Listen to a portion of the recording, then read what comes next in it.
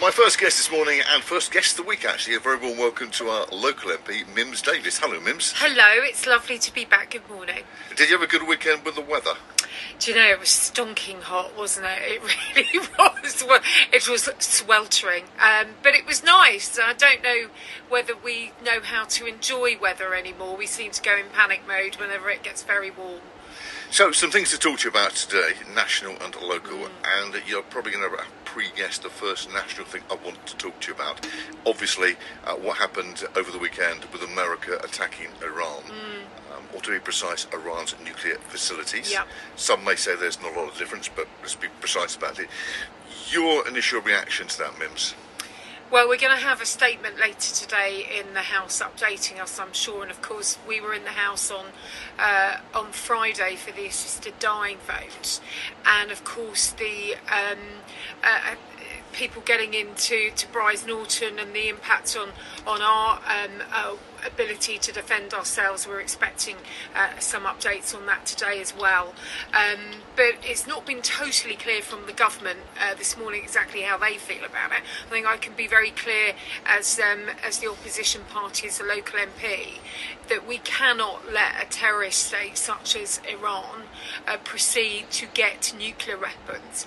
Obviously there had been dialogue and conversations, but the table had been somewhat left.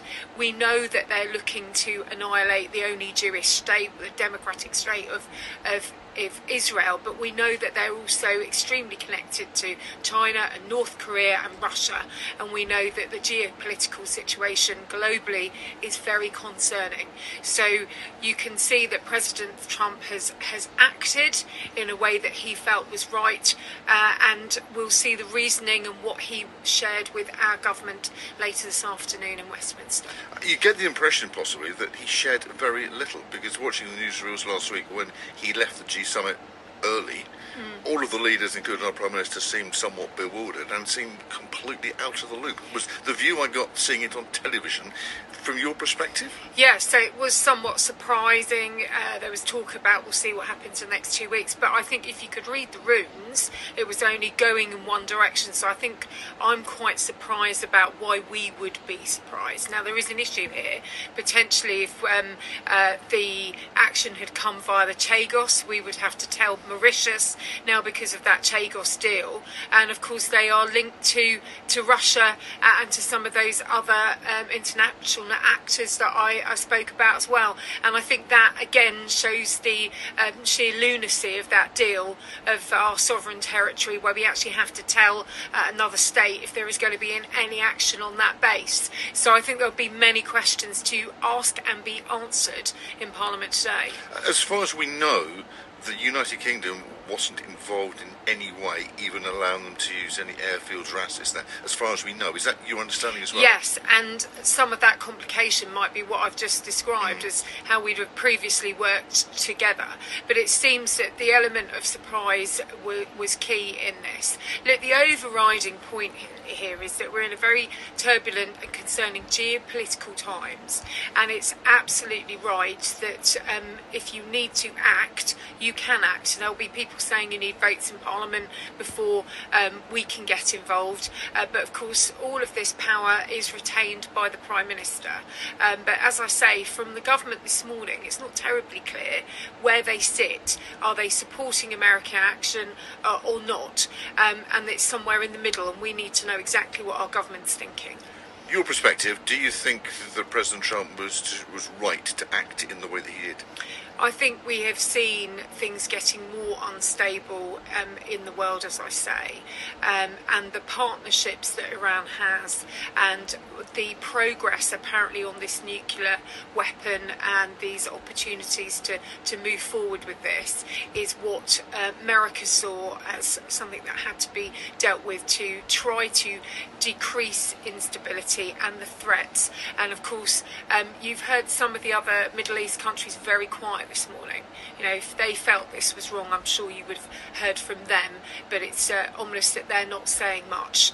So it seems to me that perhaps, you know, the President has got this right. Now, ultimately, he's made a decision, and we will need to hear from our government today about what they know and how they believe this makes us safer. I do believe that, you know, with this situation, it is a show of strength from us as the free Western world to support what the US has done.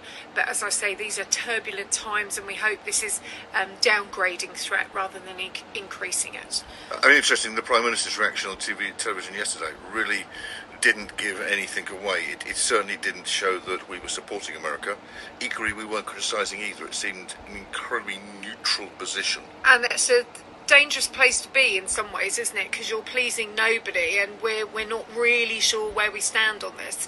And of course, people will be. I mean, he's been very much on the global stage. He's been very much leading that in his premiership and saying that is a strength. So coming down on neither side on this, I think, will be difficult. But if you look at his backbenches, there'll be a lot of people, I'm sure, who will have totally different views to what I've expressed about how we, as my party, support what President Trump has done to try and keep the world safe. And, you know, this is a terrorist state, a dangerous state.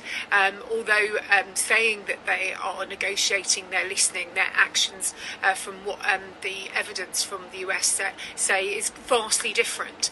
So, you know, we need to keep that in mind. However, the one thing I'm sure everybody would be somewhat concerned about is going back to the evidence the United States produced over the Iraq War. There is a big question marks about the evidence. Yeah, and of course we know that as a former human rights lawyer and those in the government with that background, and indeed what Emily Thornberry, the chair of the Select Committee, has said, you know, we know that this government has quite a mixed view on how it sees international action and internationalism, and that will be something that the Prime Minister will be trying to balance. Look, what we need as citizens in this country, and let me turn to those people who may be abroad, who may be trying to get home. We know the Foreign Office has been stepping up action to try and help people in these troubled areas. But, you know, we've got people who are worried about their friends and family in that part of the world who are desperately trying to get home. And I think that will be many of the questions that are asked in the Chamber today equally.